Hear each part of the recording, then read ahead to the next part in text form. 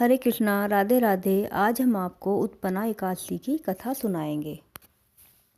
मार्गशीर्ष मास के कृष्ण पक्ष की एकादशी को भगवान विष्णु के शरीर से एक तेजस्विनी कन्या के रूप में महादेवी एकादशी का प्रादुर्भाव हुआ था। यही कारण है कि मार्गशीर्ष मास के कृष्ण पक्ष की इस एकादशी को उत्पन्ना एकादशी कहा जाता है। आज के दिन भगवान विष्णु के 16 कला निधान पूर्ण अवतार भगवान कृष्ण की पूजा की जाती है।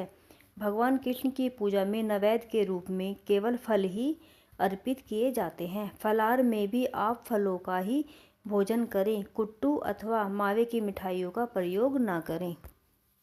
श्री सूत जी ऋषियों को कहने लगे, विधि सहित इस एकादशी के व्रत का महात्म्य तथा जन्म की कथा भगवान कृष्ण ने युधिष्ठिर को सुनाई थी।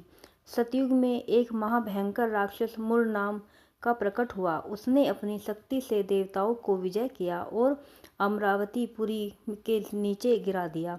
बेचारे मृत्युलोक की गुफाओं में निवास करने लगे और कैलाशपति की शरण में जाकर दैत्य की अत्याचारों का तथा अपने महान दुख का वर्णन किया। शंकर जी कहने लगे, आप भगवान विष्णु की शरण में जाइए। आज्ञा पाकर सब देवता क्षीर सागर में गए। वहां शेष की शैया पर भगवान शयन कर रहे थे। वेद मंत्रों द्वारा स्तुति करके भगवान को प्रसन्न किया। प्रार्थना करके इंद्र ब्रह्मवंश से चंद्रावती नगरी में उत्पन्न हुआ। उसके पुत्र का नाम मुर है। उस मुर दैत्य ने हमें स्वर्ग से निकाल दिया। आप ही सूर्य बनकर जल का आकर्षण करता है, आप ही मेघ बनकर जल बरसाता है। भूलोक के बड़े बड़े कर्मचारी देवता सब शरणार्थी बन चुके हैं, अतः आप इस बलशाली दैत्य को मारकर हमारा दुख दूर कीजिए। भगवान ने सारंग धनुष हाथ में लिया।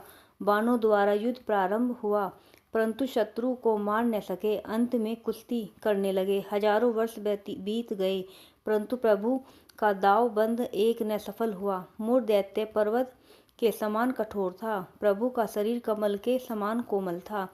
थक गए, मन में विश्राम की इच्छा उत्पन्न हुई। शत्रु को पीठ दिखाकर भाग चले। आपकी विश्राम भूमि बद्रिकाश्रम थी। वहाँ एक गुफा 12 योजन की थी।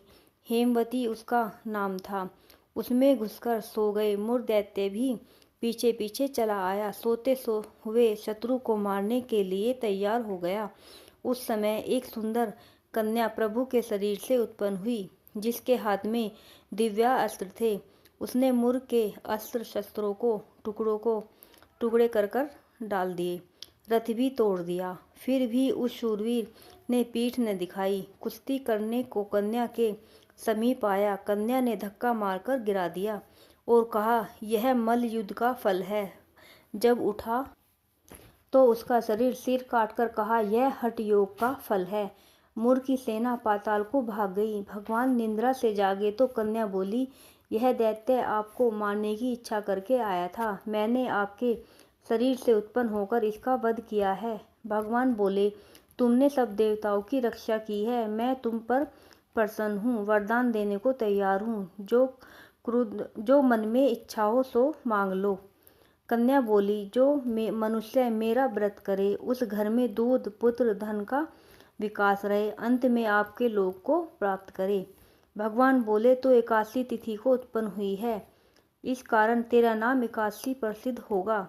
जो श्रद्धा भक्ति से तेरा व्रत करें, उनको सब तीर्थों का स्नान का फल मिलेगा।